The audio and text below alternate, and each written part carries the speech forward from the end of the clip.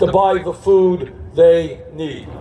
Now, the response to that crisis from the Republicans, if you can believe it, is they are going to cut Social Security. It is really quite unbelievable that anybody could cut benefits when people can't make it on $11,000, $12,000 a year. Well, I have got bad news for those Republicans. We are not going to cut Social Security. We're going to expand Social Security benefits. Now, I've introduced legislation which I believe is the best way to go forward to increase Social Security benefits and extend the life of Social Security, and that is lifting the cap on taxable income.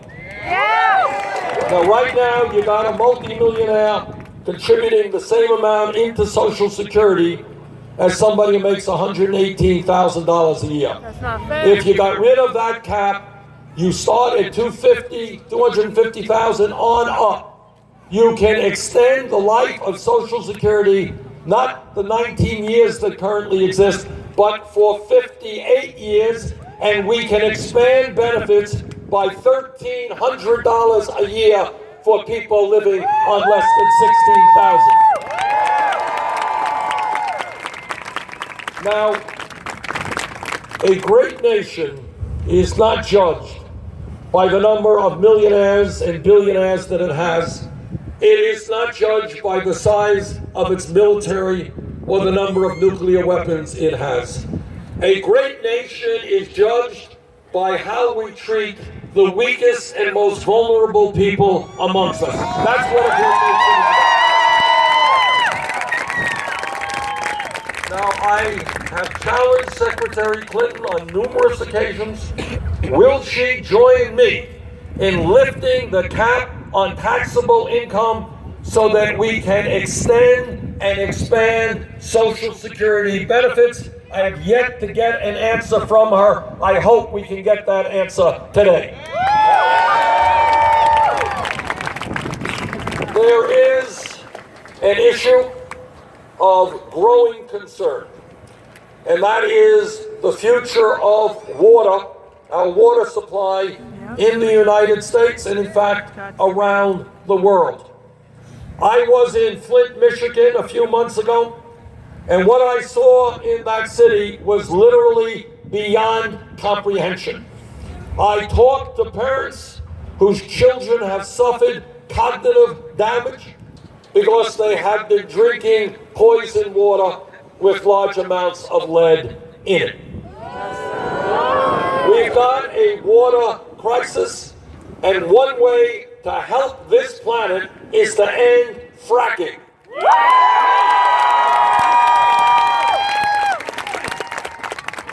Now, when Secretary Clinton was Secretary of State, she actually pushed that technology around the world. What we have got to do is to make sure that in the future, people throughout this world have clean, fresh drinking water. We have got to phase out fracking.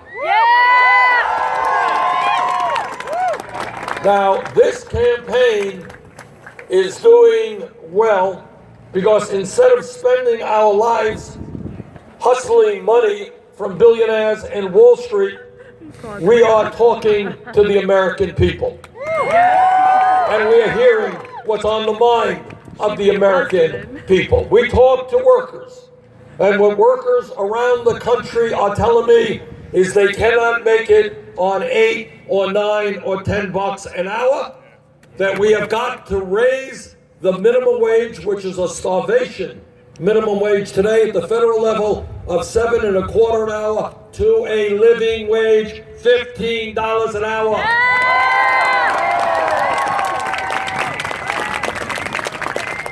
And that's right. That's interesting.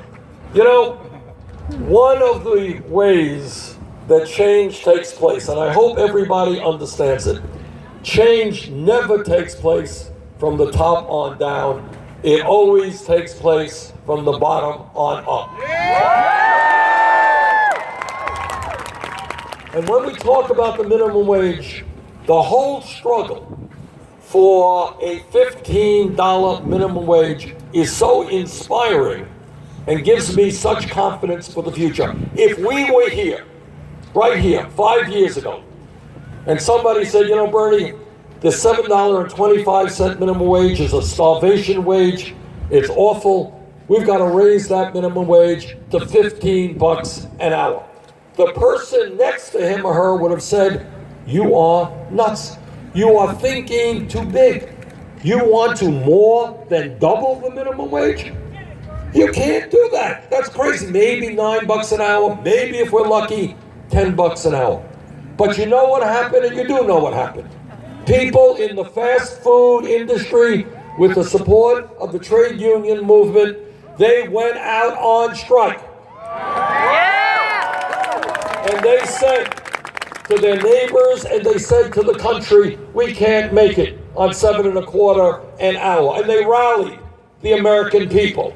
And millions of people began to agree with them. And then a few years ago, in Seattle, $15 an hour. In LA, San Francisco, $15 an hour.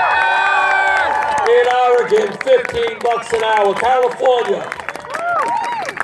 And with millions of people standing up and fighting